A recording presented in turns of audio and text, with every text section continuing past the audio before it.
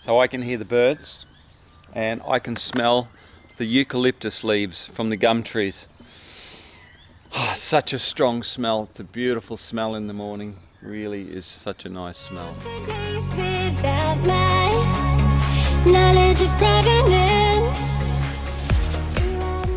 Day 4 of the old house. Now what we've done is I've done all my sanding, and last night before I left I actually hosed it all off, so it was all ready to be done.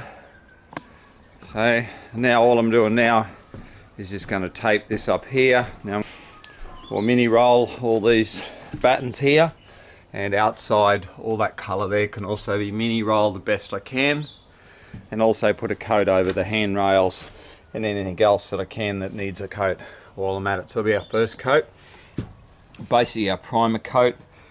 Yeah, so that's all I'm doing there. You see there, I'm just using the tape machine.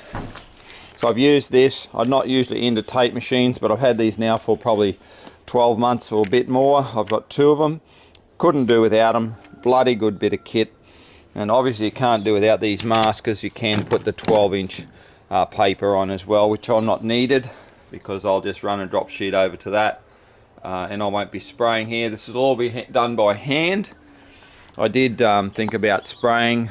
If they were round I would have probably sprayed them, but because they're flat, the mini roller is perfect. You see I've stripped off any loose paint, so it's a perfect surface to paint to now.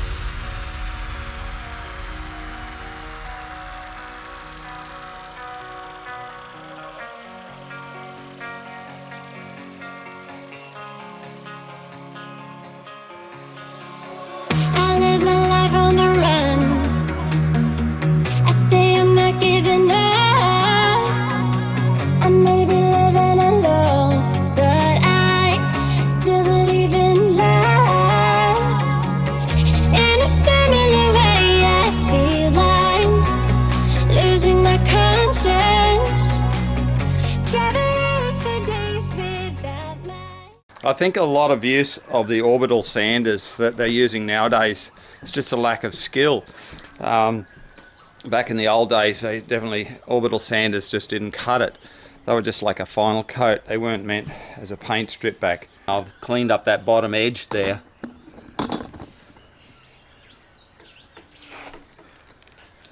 I've also taken out the flat here and I've brought that up to there. So this is the only part that hasn't been stripped in this whole balustrading. As you can see, that's all done with a 4-inch sander. Very minimal work now for hand.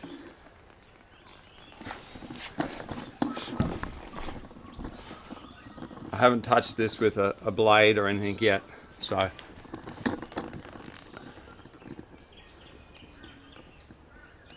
it's a very precise machine.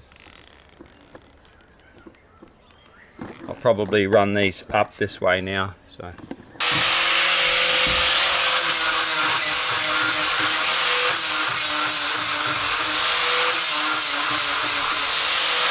the reason I'm doing this here is because it'll start to peel on the joins. Right on the joins it'll start to peel. So if I just paint that, I'm going to fill that in, it's still going to be unstable underneath. It's reasonably stable.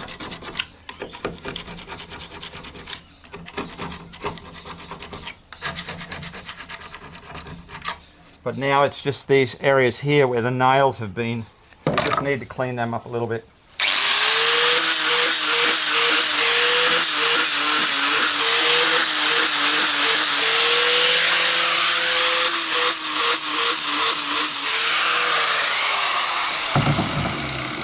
So basically what I'm going to do now is I'll have a perfect scenario here now. I'll put fresh paint on there and I'll gap them in. And yeah, that's it. I mean, that's the best you're going to get anytime, no matter what machine you use. Do some other areas like in here.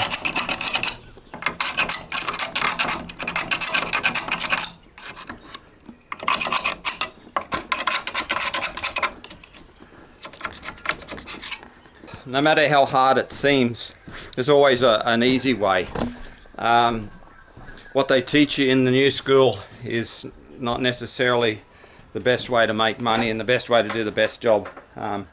They're teaching them for lead paint to encapsulate, basically put a 2-pack clear over the top, absolutely strip it off and get back to the normal wood.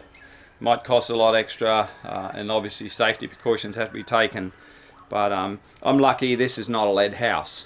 If it was a lead house, I would taste it, and it's built very well. I would have hated to have paid for this house to be built because it's been built well. So I love the house, actually. I'd like to own this house.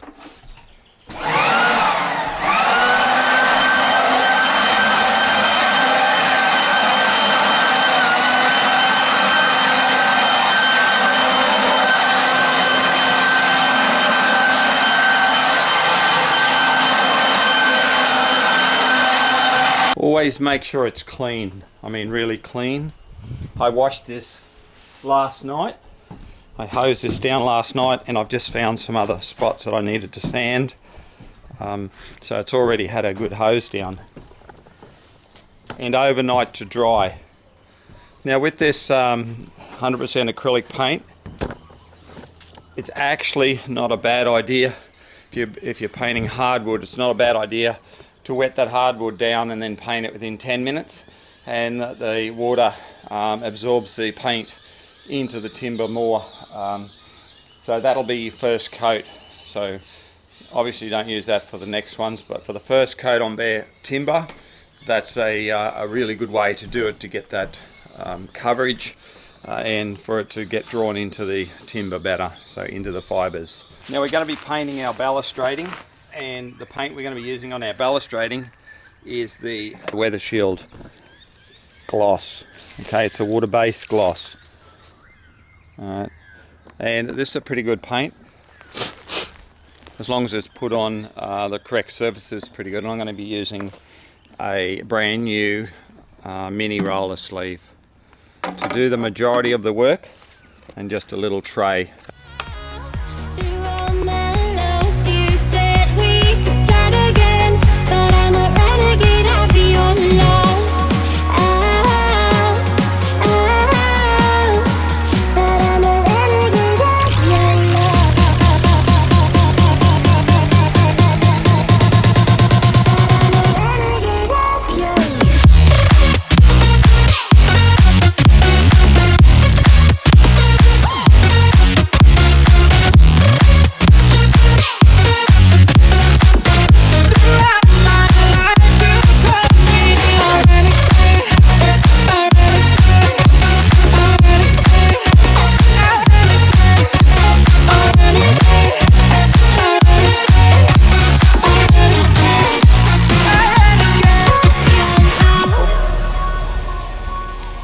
First coat is going to be whatever coat that I'm using.